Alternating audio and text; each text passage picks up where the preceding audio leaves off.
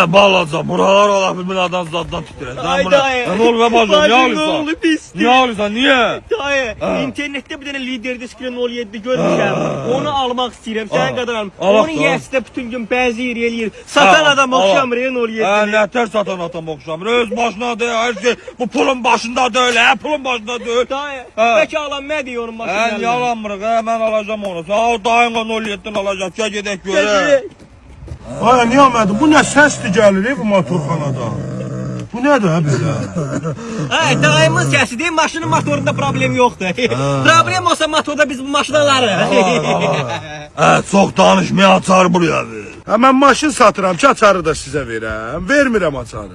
Maşın, baş oğlunun da açar ver buraya. Ver bura çare. Açar ver. Bala yer gedişinlə məşğul ol sən Allah. Ver maşını. Her şey pulun başında deyil, mən pulla sənin ruhunu da alaram. Ala, tut. Ala dana, ala. Pul görürsən gözünü şey eləyən, ala pul. Neçə? Hey qardaş, mən bunu satmaq üçün yığdırmamışam. 3 ay o maşına mənim əziyyətim çəkdi.